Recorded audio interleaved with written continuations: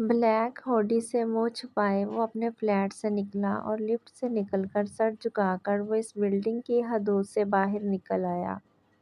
Main road پر آ کر اس نے ایک ٹیکسی لی اور اسے مطلوبہ جگہ کا نام بتا کر چوکنا ہو کر بیٹھ گیا۔ ہاسپٹل سے تھوڑا پہلے وہ ٹیکسی سے اتر آیا اور اب اس کا رخ ہاسپٹل کی جانب تھا۔ وہ کمرے میں داخل ہوا تو کمرہ خالی تھا۔ وہ چلتا ہوا بیڈ کے قریب آیا اور جھک کر زمینہ کی پیشانی پر بوسہ دینا چاہا، لیکن اس سے پہلے ہی کسی نے اسے بازو سے پکڑ کر پیچھے کی طرف کھینچا۔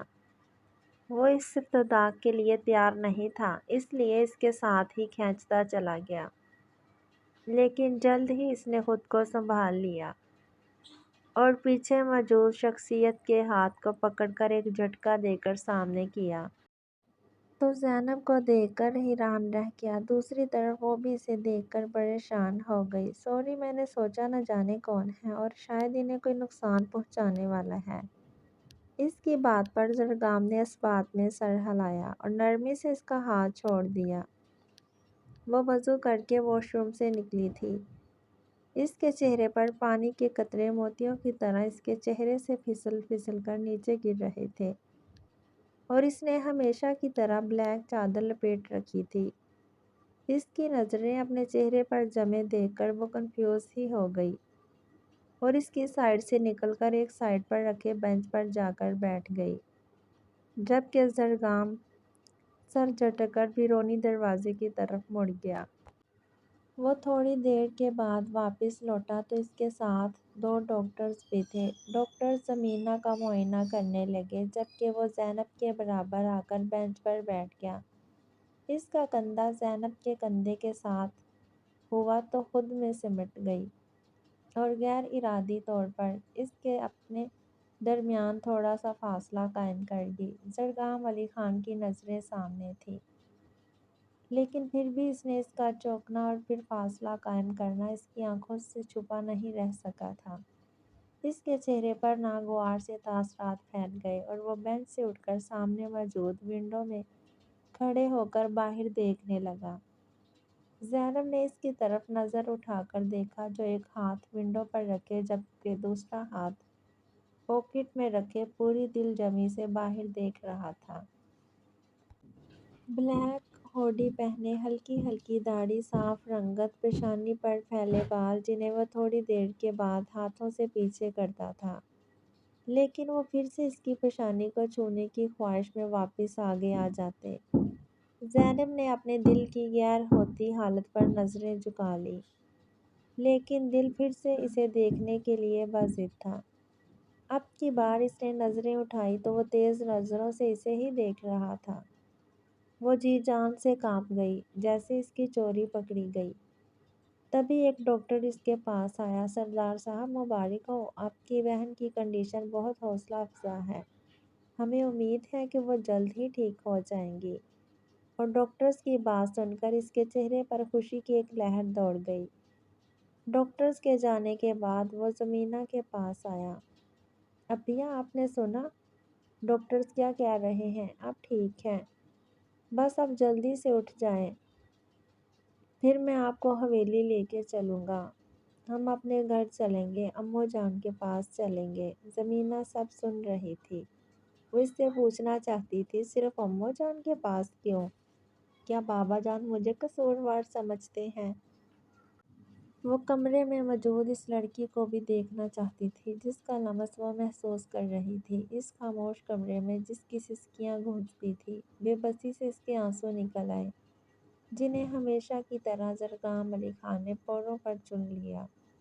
وہ پھر سے جا کر ونڈو میں کھڑا ہو گیا۔ میں واپس گاؤں جا رہا ہوں، 1 ہفتے کے بعد واپس آؤں گا، پھر تمہیں بھی لے جاؤں گا۔ اور وہ سر جھکائے بیٹھی زینب پر ایک گہری نظر ڈال کر بیرونی دروازے کی طرف مڑ گیا اور وہ خاموش نظروں سے دروازے کی طرف دیکھنے لگی جہاں سے وہ باہر گیا تھا۔ محب عربی زبان کا لفظ ہے جس کا مطلب دل کی گہرائیوں سے ہونے والی محبت ہے۔ اور جب کوئی اپنا سے سیاہ رخ اس ڈر کے بغیر آپ کے سامنے کھول کر رکھ دے کہ آپ نہ تو اس کو دھتکاریں گے اور نہ تانا بازی کریں گے، جب کوئی بچوں کی طرح آپ کے سامنے اونچا اونچا رو لے یا پھر پاگلوں والی کوئی بات کر کے ہنس لے کہ آپ اسے دل سے جانتے ہیں، آپ سمجھے کہ وہ مطمئن ہے کہ اس کی بات صرف آپ تک ہی محدود رہے گی، تو اس تعلق کو حب کہتے ہیں۔ زینب کا زرگام کے ساتھ تعلق بھی بس ایسا ہی تھا، اس لیے تو جب اس کے لیے نئے سارے راستے بند ہو گئے تھے، اس نے اسے پکار لیا اور وہ بھی بغیر کوئی سوال کیے اس تک چلا آیا تھا۔ ایک ہفتے کے بعد آج پھر سے جرگہ بلایا گیا تھا۔ جرگے میں سب لوگ موجود تھے، بلیک قمیض شلوار پر، سر پر وائٹ دستار رکھے علاقے کے سارے سردار موجود تھے۔ سلطان خان سر جھکائے بیٹھا تھا کیونکہ اس ایک ہفتے میں اس نے اسلام آباد کا ایک ایک کونا چھان مارا تھا، لیکن زینب سلطان کو نہ جانے زرگام علی خان نے کس کونے میں چھپا دیا تھا۔ سلمان پاشا کی آواز سلطان خان کے کانوں میں گونجی تو وہ اپنے خیالوں کی دنیا سے باہر نکلا۔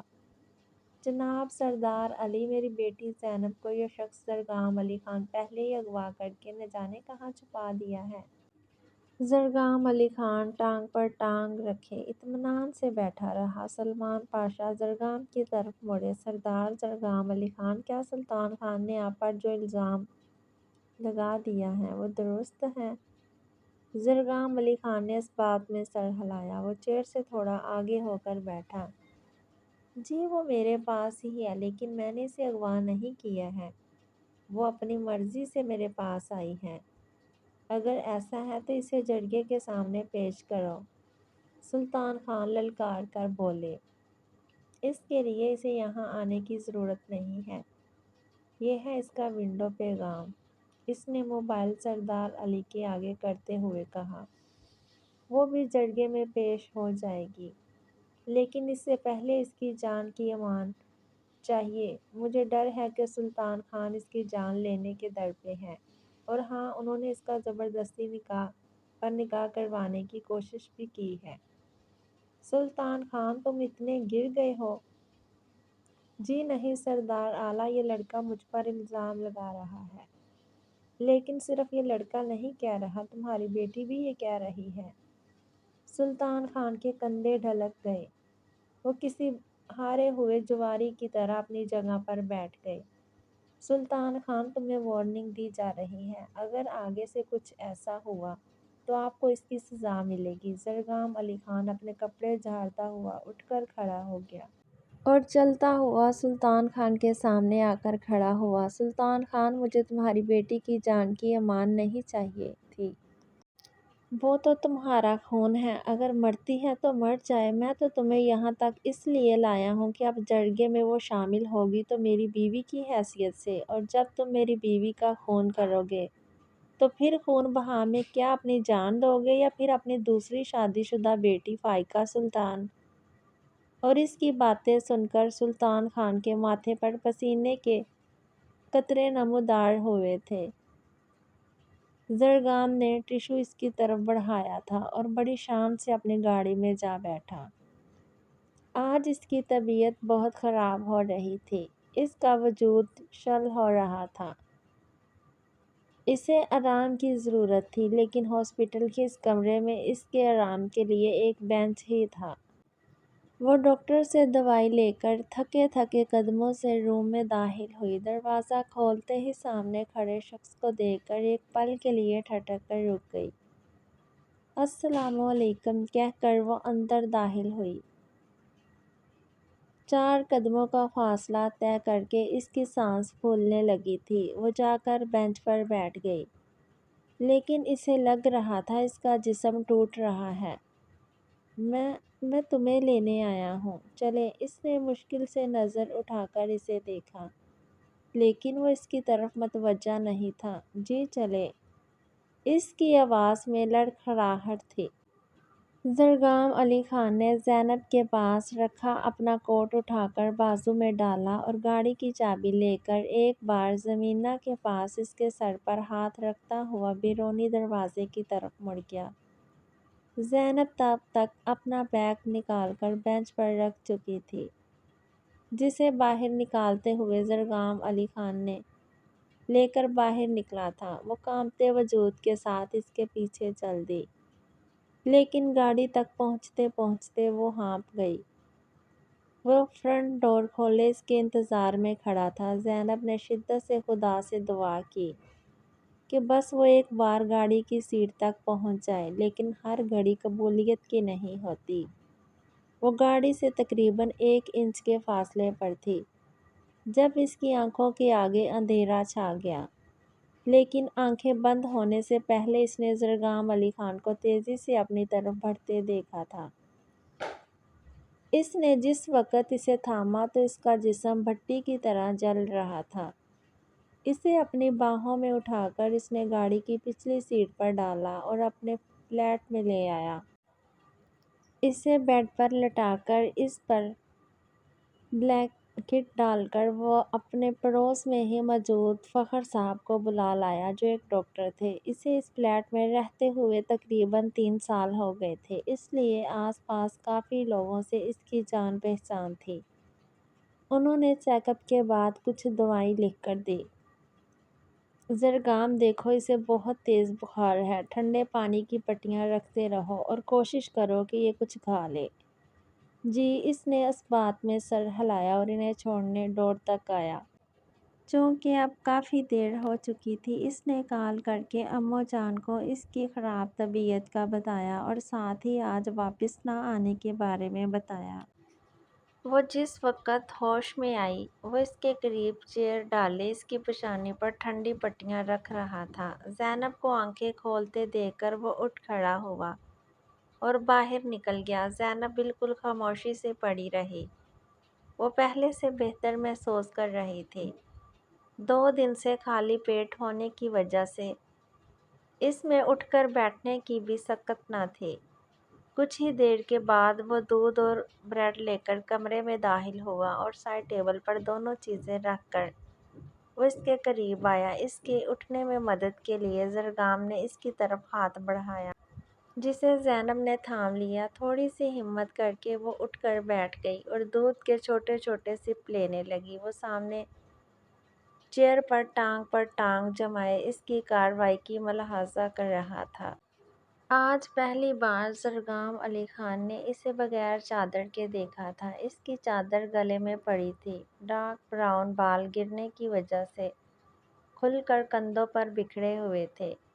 بیماری کی وجہ سے اس کی رنگت زردی میں مائل ہو رہی تھی۔ دودھ کا گلاس ختم کر کے اسے جوں ہی کچھ طاقت محسوس ہوئی، اس نے اپنی چادر سر پر ٹکائی۔ زرگام کی نظروں سے خائف ہو کر وہ اپنی گود میں رکھے ہاتھوں کو مسلنے لگی۔ سوری، میری وجہ سے آپ لیٹ ہو گئے ہیں۔ میں ٹھیک ہوں، اب تو ہمیں چلنا چاہیے۔ زرگام نے ایک ہنکارا بھرا۔ جی، ہم کافی لیٹ ہو چکے ہیں، اب آپ آرام کریں، ہم صبح ہی گاؤں کے لیے نکلیں گے۔ اس کی بات پر اس نے شکر کا کلمہ پڑھا اور کمرے سے اس کے جانے کا انتظار کرنے لگی۔ اسے منتظر پا کر وہ کمرے سے نکل گیا اور زینب اتنے دنوں کے بعد نرم بستر میسر ہونے سے کچھ ہی پل میں نیند کی وادی میں گم ہو گئی۔ وہ کئی بار کمرے کا چکر لگا چکا تھا، لیکن وہ گھوڑے گدھے بیچ کر سو رہی تھی۔ وہ اپنے لیے کافی لے کر ٹی وی کے آگے بیٹھ گیا اور کافی کے چھوٹے چھوٹے سپ لینے لگا۔ کھٹکے کی آواز پر اس نے مڑ کر دیکھا۔ وہ گلابی قمیض شلوار میں وائٹ بڑی سی چادر لیے تیار کھڑی تھی۔ میں تیار ہوں، ہم چلیں۔ زرگام نے ریموٹ اٹھا کر آواز کم کی اور چلتا ہوا اس کے قریب آیا۔ اس کی پیشانی کو ہاتھ سے چھو کر بخار چیک کیا۔ اب کیسا محسوس کر رہی ہو تم؟ جی ٹھیک ہوں۔ وہ سامنے کچن ہے، ناشتہ کچن میں رکھا ہے، ناشتہ کر لو، پھر نکلتے ہیں، تب تک میں چینج کر لیتا ہوں۔ وہ ناشتہ کر کے فارغ ہوئی تو سامنے ہی وہ کوٹ پہنتا ہوا روم سے باہر نکلا۔ چلیں جی چلیں۔ اوکے، پہلے ہی کافی دیر ہو گئی ہے، وہ گھڑی دیکھتے ہوئے بولا اور بیرونی دروازے کی طرف مڑ گیا۔ وہ اس کے پیچھے چل دی۔ تھوڑی دیر کے بعد بلیک مرسڈیز ہواؤں سے باتیں کرتی ہوئی تیزی سے آگے بڑھ رہی تھی۔ 5 گھنٹے کے تھکا دینے والے سفر کے بعد جس وقت وہ لوگ گاؤں کی حدود میں داخل ہوئے تو پہلے سے ان کے انتظار میں 2 گاڑیاں کھڑی تھیں، ایک زرگام کی گاڑی کے آگے جبکہ ایک پیچھے چل دی۔ ان کی گاڑی جس وقت حویلی میں داخل ہوئی دوپہر ڈھل رہی تھی۔ زرگام خان نے تھوڑی دیر اس کے نیچے اترنے کا انتظار کیا۔ تم اس سائیڈ پہ چلی جاؤ، اسے اشارے سے بتا کر اس نے گاڑی پھر سے سٹارٹ کی اور وہاں سے چل دیا۔ زینب نے چاروں طرف کا جائزہ لیا۔ ایک سائیڈ پہ گیراج تھا جہاں پہلے سے ہی 2-3 گاڑیاں کھڑی تھیں، ایک طرف خوبصورت سا گارڈن تھا جبکہ اس کے بالکل سامنے لکڑی کا ایک کہنی دروازہ تھا۔ وہ سمت قدموں سے آگے بڑھی اور لکڑی کا دروازہ دھکیلتی ہوئی اندر داخل ہوئی۔ سامنے ایک بہت بڑا ہال تھا۔ ہال کے درمیان میں رکھے صوفے پر ایک بے حد نفیس سی خاتون بیٹھی تھی۔ بہت سے ملازم آ جا رہے تھے۔ ان عورت نے مڑ کر زینب کو دیکھا۔ زینب کو لگ رہا تھا اس کا اصل امتحان اب شروع ہونے والا ہے۔ وہ آگے بڑھی اور سر جھکا کر اس عورت کے قریب جا کر کھڑی ہو گئی، جبکہ زائرہ خاتون ابھی نظروں سے سامنے کھڑی سرخ و سفید رنگت اور خوبصورت نقوش کی مالک لڑکی کو دیکھ رہی تھی جو ڈری سہمی سی کھڑی تھی۔ بیٹا کون ہو آپ؟ جی میں زینب، امو جان زینب ہے یہ۔ زینب کے پیچھے کھڑا زرگام علی خان بولتے ہوئے اس کے قریب سے گزر کر ماں کے گلے لگ گیا۔ ان سے الگ ہوتے ہوئے اس نے ایک اچٹتی سی نظر زینب پر ڈالی جو سر جھکائے اپنے پاؤں پر نظریں جمائے کھڑی تھی۔ زائرہ بیگم اٹھ کر زینب کے پاس جانے لگی۔ جب زرگام نے ان کا ہاتھ پکڑ لیا اور نفی میں سر ہلایا، وہ ایک نظر زینب پر ڈال کر اس کے پاس بیٹھ گئی۔ نیلم، انہوں نے اپنی ملازمہ کو آواز دی۔ نیلم، زینب بیٹی کو اوپر۔ زرگام نے ایک بار پھر سے انہیں درمیان میں ٹوک دیا۔ نیلم، انہیں امو جان کے ساتھ والے کمرے میں لے جاؤ۔ زینب نے ایک ڈرزدہ نظر زرگام علی خان پر ڈالی جو چہرے پر پتھر ملے تاثرات لیے اسے ہی دیکھ رہا تھا۔ وہ ملازمہ کی معیت میں آگے بڑھ گئی۔ زرگام کی نظروں نے دور تک اس کا پیچھا کیا۔ ماں کا گلا کھنکارنے پر وہ پلٹ کر ان کی طرف دیکھنے لگا۔ زرگام، تم یہ سب اچھا نہیں کر رہے۔ ان کی بات پر وہ استہزائیہ مسکرایا۔ زرگام، یہ وہی زینب ہے جس کی ایک جھلک دیکھنے کے لیے تم اس کے کالج کے باہر کھڑے رہتے تھے۔ امو جان، وہ بہت پہلے کی بات تھی، اب سب کچھ بدل گیا ہے۔ اور ہاں، وہ یہ سب نہیں جانتی۔ اب میری بات سمجھ رہی ہے نا؟ اسے اس بات کی خبر نہیں ہونی چاہیے۔ مجھے تو چپ کروا لوگے، لیکن جس دن زمینہ کو ہوش آ گیا تو تب کیا ہوگا؟ وہ تمہارے ساتھ گئی تھی اسے دیکھنے کے لیے۔ کچھ یاد کر کے اس کی آنکھوں میں کرچیاں سی چبھ گئی۔ کیسے وہ اس کے ساتھ گئی تھی؟ اور جب زرگام نے اشارے سے اسے زینب کے بارے میں بتایا تو وہ شرارت سے مسکراتے ہوئے بولی تھی، شہزادے، تم تو کبھی اظہار محبت نہیں کرو گے، لگتا ہے یہ کام تمہاری جگہ مجھے ہی کرنا پڑے گا۔ وہ ڈور اوپن کر کے جب نیچے اترنے لگی اس سے پہلے ہی اس کا ہاتھ زرگام کے ہاتھ میں تھا۔ اپیہ، میں جانتا تھا تم کچھ ایسا ہی کرو گی، اس لیے میں پہلے سے ہی تیار تھا۔ یہ میرا کام ہے اور یہ میں خود ہی کروں گا۔ اور اس کی بات پر وہ دل محسوس کر رہ گئی اور زرگام کی بات پر وہ اسے خلیل جبران کی محبت کا قصہ سنانے لگی۔ خلیل جبران کی اپنی محبوبہ مژدہ سے محبت بغیر کسی ملاقات اور دیدار کے 20 سال تک چلتی رہی۔ جبران نیویارک میں تھا اور مژدہ قاہرہ میں۔ دنیا کے 2 کونوں سے دونوں باہم خطوط کا تبادلہ کیا کرتے تھے۔ ایک خط میں جبران نے مژدہ کی تصویر مانگی تو مژدہ نے اس کو لکھا، سوچو، تصور کرو میں کیسی دکھتی ہوں گی۔ جبران: مجھے لگتا ہے تمہارے بال چھوٹے ہوں گے جو تمہارا چہرہ ڈھانپ لیتے ہوں گے۔ مزیادہ نے یہ پڑھ کر اپنے لمبے بال کاٹ ڈالے اور ایک خط کے ساتھ اپنے چھوٹے بالوں والی تصویر بھیجی۔ جبران: تم نے دیکھا؟ میرا تصور بالکل سچا تھا۔ مزیادہ: محبت سچی تھی۔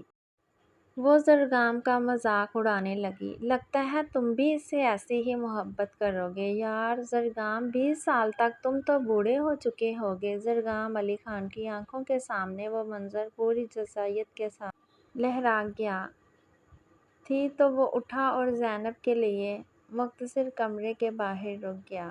اس نے دستک کے لیے ہاتھ اٹھایا ہی تھا جب دروازہ کھل گیا اور سامنے وہ دھلے دھلے چہرے کے ساتھ کھڑی تھی۔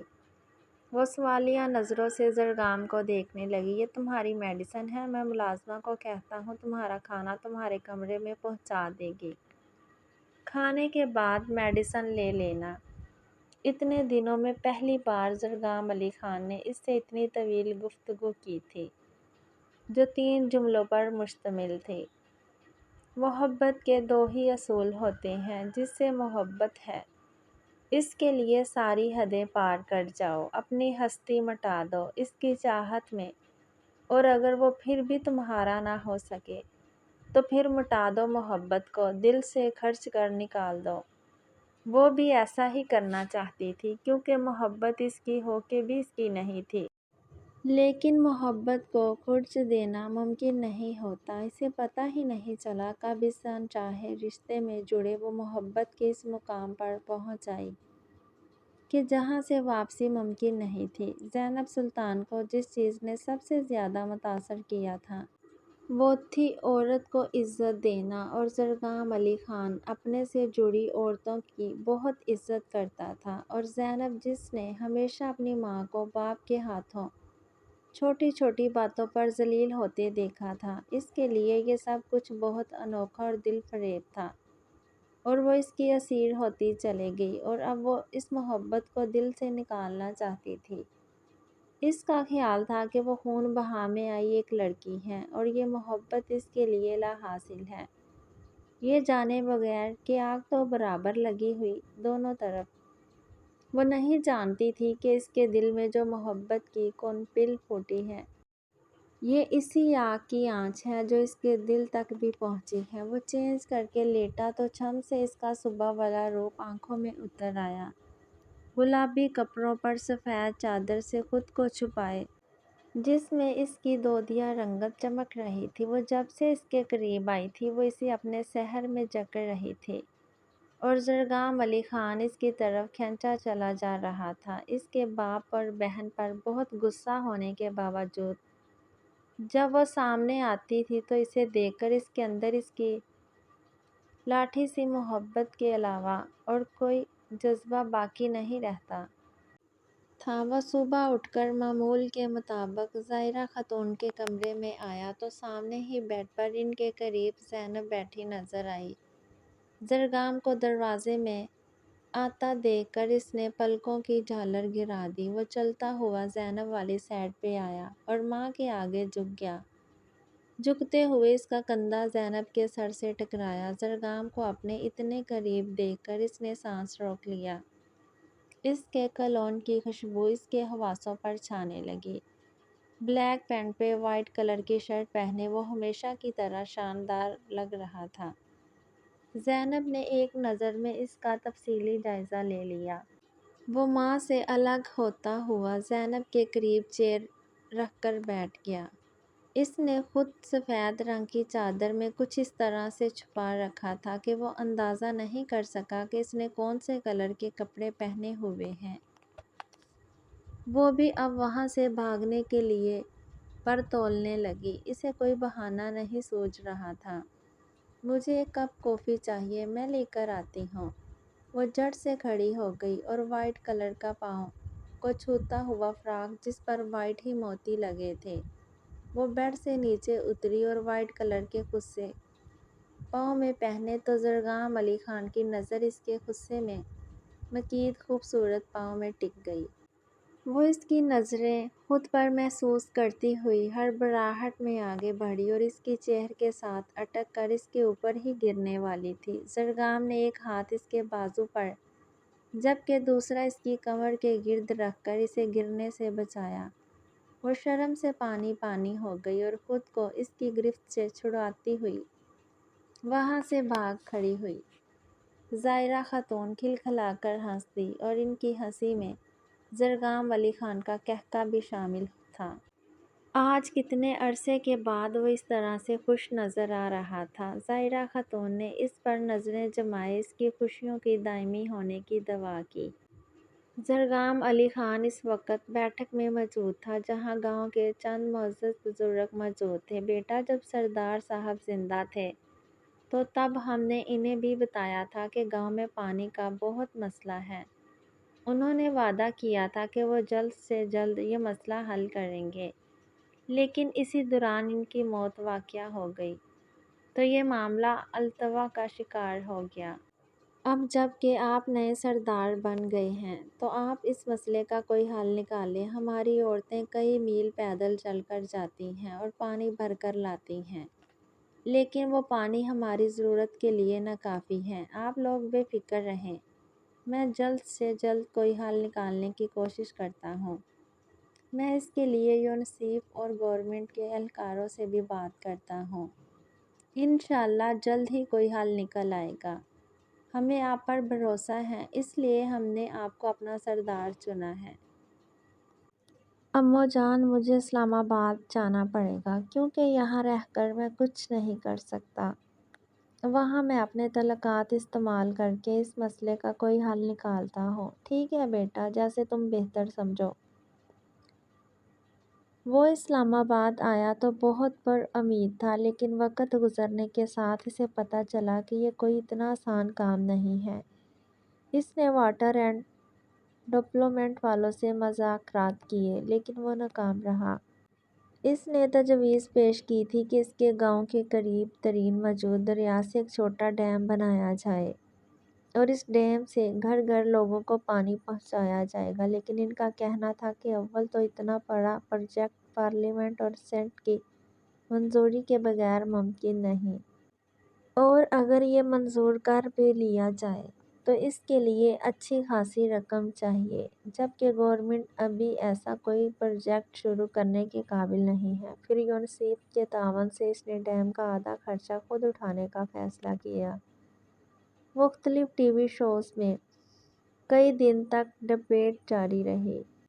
زرگام نے ایک دن میں کئی پروگرامز میں شرکت کی اور پھر یہ خبر ایوان بالا اور ایوان زیریں کے بند دروازوں سے ٹکرائی، اور آج زرگام علی خان کے لیے بڑا دن تھا۔ اس نے پارلیمنٹ کے مشترکہ سیشن میں اپنے علاقے کے لیے اس پروگرام کی افادیت اور پاکستان کے لیے اس کے فوائد پر ایک مختصر سی تقریر کی، جس کے مین پوائنٹ یہی تھا کہ اگر ہم اپنے لوگوں کو بنیادی سہولیات نہیں دے سکتے، جس میں سے ایک بے حد ضروری پینے کا صاف پانی مہیا کرنا ہے، تو پھر ایسے معاشرہ کیسے ترقی کر سکتا ہے، کیونکہ صحت مند لوگ ہی صحت مند معاشرہ تشکیل دے سکتے ہیں۔ جب ان کی ضروریات زندگی پوری ہوگی تبھی وہ دوسرے میدانوں میں بھی آگے بڑھ سکیں گے۔ ظاہرہ خاتون، زینب اور گھر کے تمام ملازمین بھی اس وقت ٹی وی کے آگے برجمان تھے اور زرگام علی خان کی پارلیمنٹ میں تقریر سن رہے تھے۔ زینب کو ظاہرہ خاتون پر رشک آیا کہ وہ اتنے قابل بیٹے کی ماں ہے۔ اسے خود پر بھی ناز ہوا کہ نام کا ہی صحیح، لیکن اس کے نام کے ساتھ اس شخص کا نام تو جڑا ہے نا۔ اس کی تقریر کے اختتام پر اس کے گھر میں موجود سب لوگوں نے کھڑے ہو کر اس کے لیے تالیاں بجائیں۔ سب کے چہروں پر ایک اندیکھی خوشی تھی۔ ان کا سردار ان کے لیے، ان کے حق کے لیے ایک مقدمہ لڑ رہا تھا، اور جس وقت یہ پروجیکٹ منظور ہوا تھا اور فرت و مسرت سے اپنی جگہ سے کھڑا ہوا، عین اسی وقت اس کے موبائل پر صفوان کی کال آئی تھی۔ اس نے کال ریسیو کر کے کان کے ساتھ موبائل لگایا اور دوسری طرف کی بات سن کر وہ تیزی سے بیرونی دروازے کی طرف بھاگا تھا۔ وہ بہت ریش ڈرائیونگ کر رہا تھا۔ صفوان نے اسے بس ہاسپٹل پہنچنے کے لیے کہا تھا اور زرگام کی جان پر بن آئی تھی۔ ہاسپٹل کی پارکنگ میں گاڑی پارک کر کے وہ پاگلوں کی طرح اندر کی طرف بھاگا۔ زمینہ کے روم کے باہر پہنچ کر ڈور کے ہینڈل پر ہاتھ رکھتے ہوئے اس کے ہاتھ کپ کپا رہے تھے۔ وہ اندر داخل ہوا تو اس کے بیڈ کے پاس بہت سے ڈاکٹرز کھڑے تھے۔ وہ اسے نظر نہیں آ رہی تھی۔ ایک طرف کھڑے صفوان کی نظر جب زرگام پر پڑی، وہ بھاگ کر اس کے گلے لگ گیا۔ زرگام، اسے ہوش آ گیا ہے، اس نے کوما کو شکست دے دی ہے۔ صفوان کی آواز اسے بہت دور سے آتی سنائی دی۔ وہ اس سے الگ ہوتا ہوا کسی ٹرانس کی کیفیت میں آگے بڑھا اور ڈاکٹرز کو ایک طرف کرتا ہوا اس کے سامنے جا کھڑا ہوا۔ زمینہ کی نظر جب اس پر پڑی، وہ نکاحت سے مسکرائی۔ زرگام نے جھک کر اس کی پیشانی چومی تو وہ بے آواز رونے لگی۔ اس نے اس کے آنسو اپنے پوروں پر چن لیے اور اسے چپ رہنے کے لیے نفی میں سر ہلایا۔ ڈاکٹرز اسے مبارکباد دیتے ہوئے وہاں سے جانے لگے۔ وہ زمینہ کا ہاتھ پکڑ کر اس کے پاس بیٹھ گیا۔ صفوان بکھرا سا خوشی سے سرشار ایک سائیڈ پر کھڑا تھا، جبکہ زرگام ابھی تک بے یقینی کی کیفیت میں تھا۔ وہ یہ تسلیم کرنے میں معتمل تھا کہ وہ واقعی میں لوٹ آئی ہے۔ ایک نرس آ کر اسے مختلف مشینوں سے آزاد کرنے لگی۔ بہترین علاج سے وہ جسمانی طور پر بالکل صحت مند تھی۔ دونوں بہن بھائی بس خاموشی سے ایک دوسرے کو دیکھ رہے تھے۔ زرگام کے پاس پوچھنے کے لیے بہت سے سوال تھے، لیکن وہ ابھی کوئی بھی جواب دینے کی پوزیشن میں نہیں تھی۔ زرگام ڈاکٹر سے گھر لے جانے کی پرمیشن لینے کے لیے روم سے نکل گیا۔ اس کے جانے کے بعد صفوان چلتا ہوا اس کے قریب آیا اور بینچ پر بیٹھ گیا۔ زمینہ نے الجھن بھری نظروں سے اسے دیکھنے لگی، جیسے اسے پہچاننے کی کوشش کر رہی ہو، لیکن بہت کوشش کے بعد بھی اسے وہ یاد نہیں آ رہا تھا۔ صفوان کو ڈاکٹرز نے پہلے ہی بتا دیا تھا کہ کچھ لوگ اس کنڈیشن سے باہر آنے کے بعد اپنی یادداشت کا ایک حصہ بھول جاتے ہیں، لیکن وقت کے ساتھ انہیں یاد آ جاتا ہے۔ آپ کون؟ وہ ڈری سہمی سی آواز میں بولی۔ میں زرگام کا دوست ہوں۔ اس کے جواب پر وہ دروازے کی طرف دیکھنے لگی، جہاں سے زرگام گیا تھا۔ صفوان سمجھ گیا کہ اسے اس کا اتنا قریب بیٹھنا اچھا نہیں لگ رہا۔ وہ ایک آہ بھر کر اس سے دور ہٹ کر دیوار کے ساتھ ریک لگا کر کھڑا ہو گیا۔ موسم بہت خوشگوار ہو رہا تھا۔ زرگام نے وہیل چیئر سے اسے بازوؤں میں اٹھا کر احتیاط سے گاڑی میں بٹھایا اور صفوان سے گلے ملا۔ جب وہ ٹھیک ہو جائے گی تو تم آ جانا صفوان، لیکن ابھی اسے کچھ وقت لگے گا۔ زرگام، میں اس کی ذمہ داری اٹھانے کے لیے تیار ہوں۔